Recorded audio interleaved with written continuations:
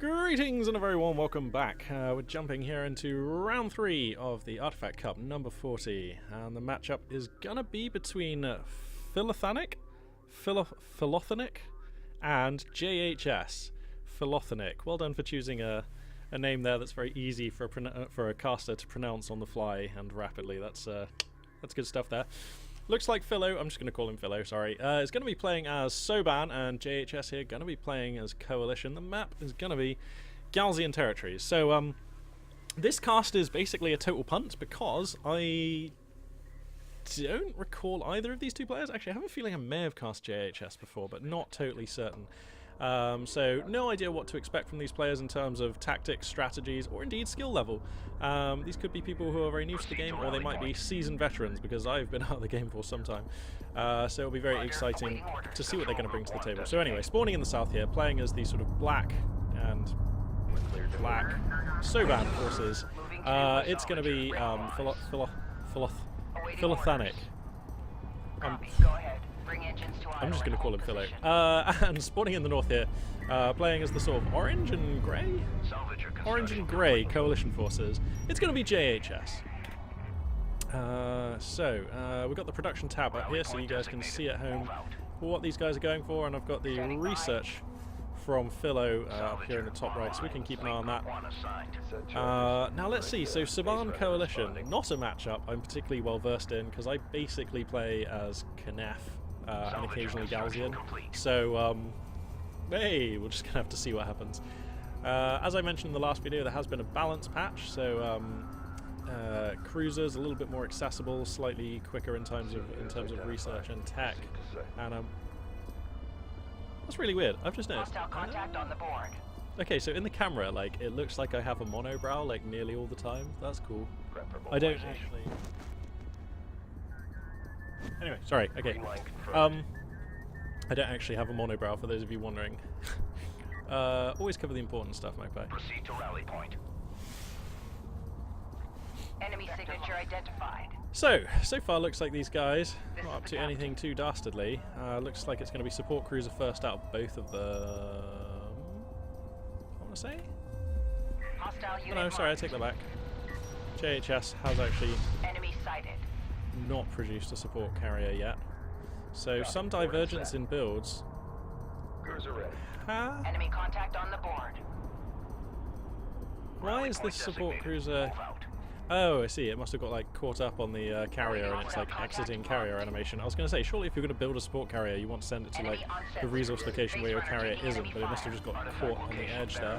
Looks like a base runner here is going to come under attack in the open. Couple of LAVs from JHS. Going to find Philo's base runner here. Artifacts have just now spawned, so looks like Philo going to go for a quick grab there. Does JHS have his base runner out on the map? He does indeed. So these two players probably going to be moving to 1-all. I don't think that this base runner is going to get destroyed. Let's see, 3 LAVs. Is there a 4th on the way?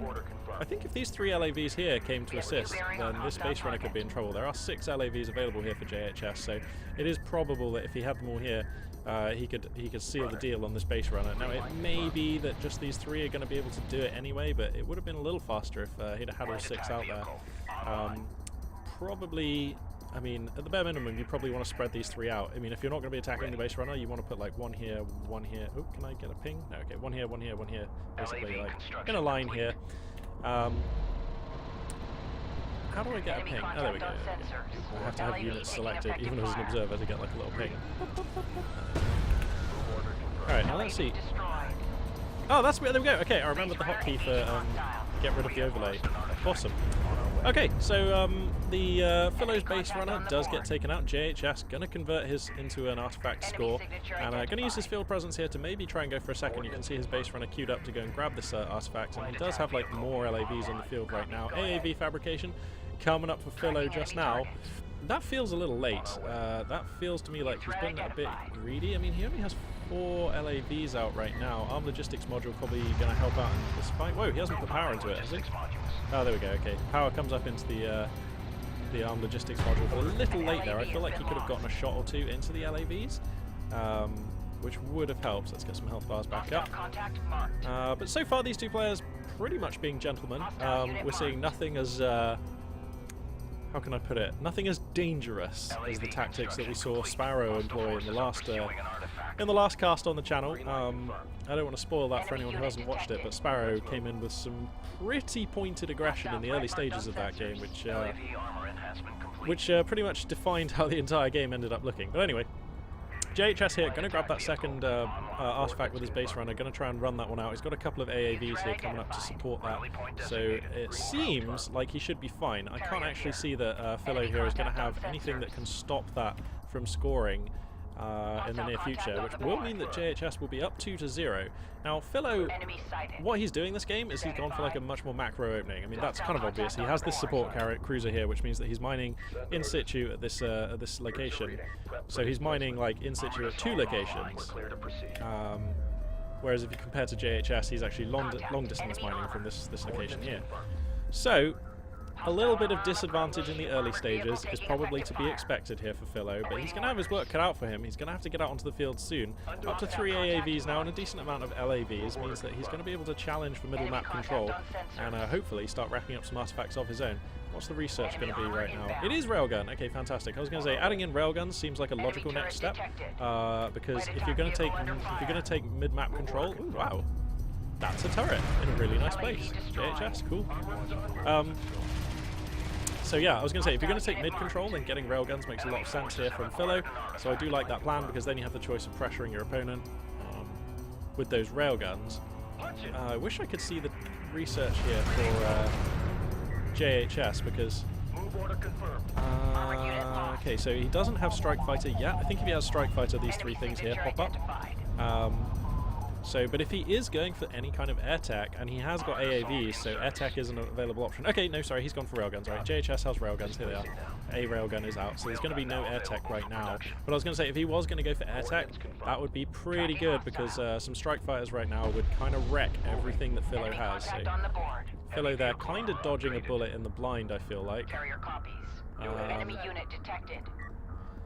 And now it looks like these 2 players are just going to kind of vie for mid-map control, I guess. What have we got here? 4 AAVs a piece, and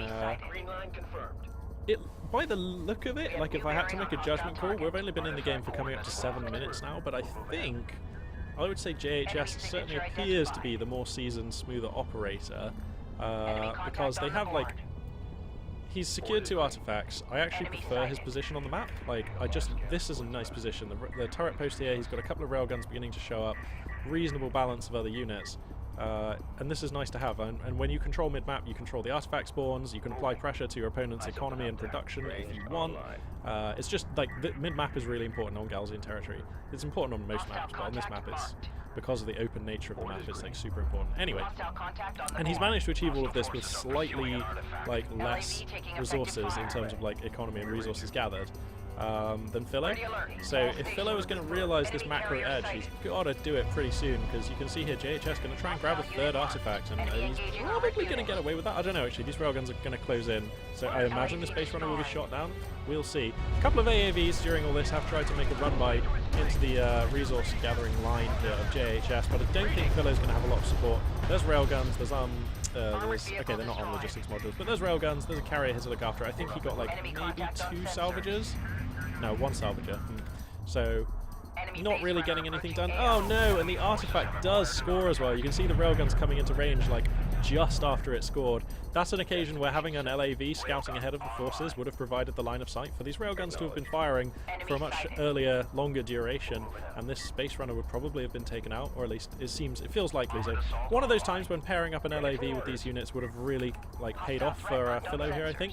Also possibly if he has a base runner. I know he lost his base runner earlier. Okay, he doesn't have a base runner, but if he did have a base runner, then he could use one of these airborne probes, and that would also have provided the line of sight. Whoa, Philo's going to lose this railgun. It's just exposed up on the top here. He needs to just tuck that one down behind the sand dune, and he does. JHS moving his units out of range, so there was no fatal rail slug fired. And this is getting to be a bit of a tough spot for Philo, although I do like what he's doing economically. Going for a a second support cruiser, going to try and open up a 3rd mining location. I think if you're going to try and play a macro game, if that's your like style, if that's what you've decided to do in the game, I think even if you're behind, usually, unless you see an opening, stick to your guns on that. Just like, you know, become consistent, practice at the macro style, keep keep doing it. I mean, if you've put your eggs in the macro basket, Enemy you know, railgun firing on friendly. you've got to pretty much keep them there if you want to realise the benefits. Railgun So. destroyed. We're clear to proceed. But you can see JHS now just has like a pretty scary force. Still just the 4 AAVs, but he now has 8 railguns. Ugh. 8 railguns to the just 5 now of Philo, which means that in any heads-up fight, you've got to favour JHS. And these two players being pretty static, it's fair to say. This is not the most dynamic of battles so far. Map control pretty much 50-50, or maybe like 65-35.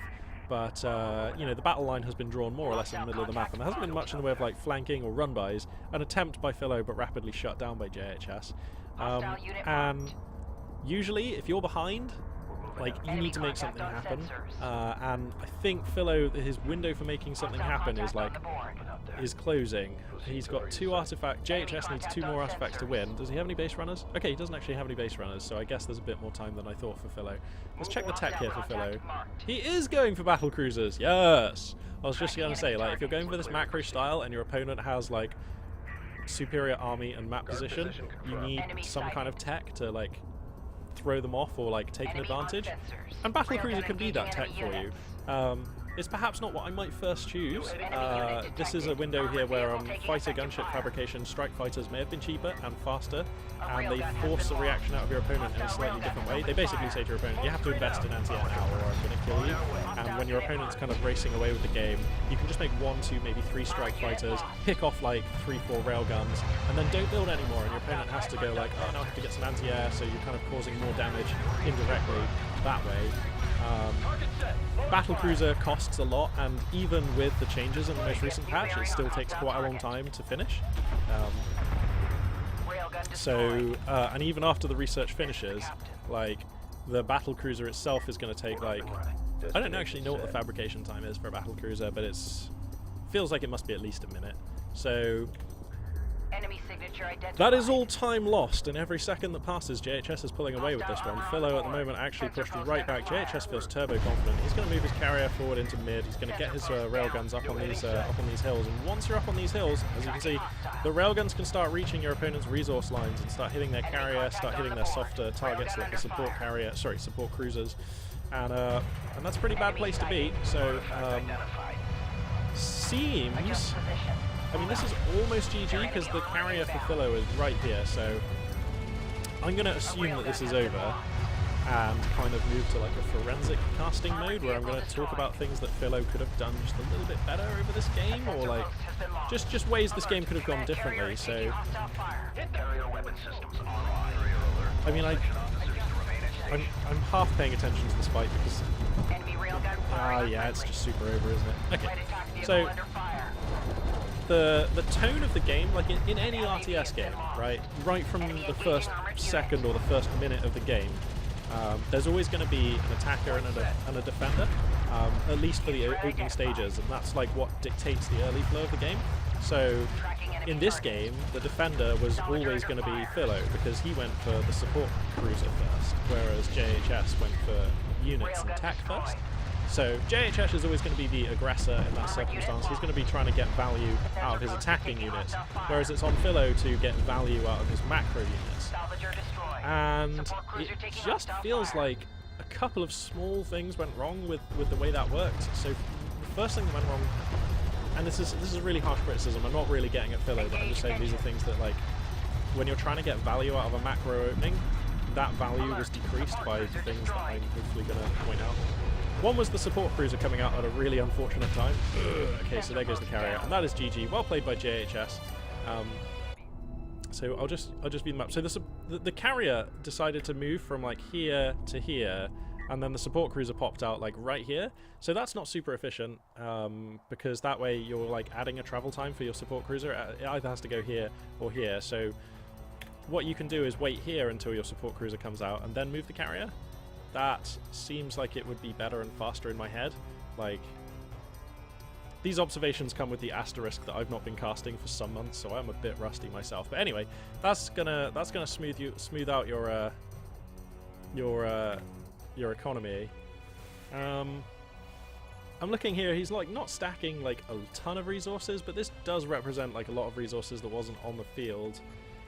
And it seemed that even though Philo went for the macro build, he was kind of behind in terms of like unit count, which like you wouldn't expect after the first few minutes of the game if the macro opening had been pulled off effectively, or had been like executed effectively, I guess is what I mean. So I imagine that there may have been windows where he wasn't building scavengers when he ought to have, like maybe some delays getting scavengers out, and then maybe some delays with tech and unit production as well. I mean, I wasn't paying a lot of attention to the amount of resources he was stacking. I also wasn't paying a lot of attention to like logistics modules and things like that. I don't know if there was a supply block or anything. But yeah, I think that this is just one of those games which, like, don't feel too bad about it, Philo. Just get out and practice a couple more times. Like, I think it was just a matter of execution, you know. It's just one of those games where I think JHS probably got a few more games under his belt. But well, I guess that pretty much concludes this battle. Not super exciting, but not all RTS games are super exciting. Oftentimes one team just gets the upper hand and then wins. You know, that's what happens a lot of the time. So anyway, I will move on and cast another game. So I'll be moving into round 4 of this tournament. So yeah, stay tuned and I'll catch you guys there. Oh, Magpie842 signing out. See, that's a thing that I used to... it's coming back to me.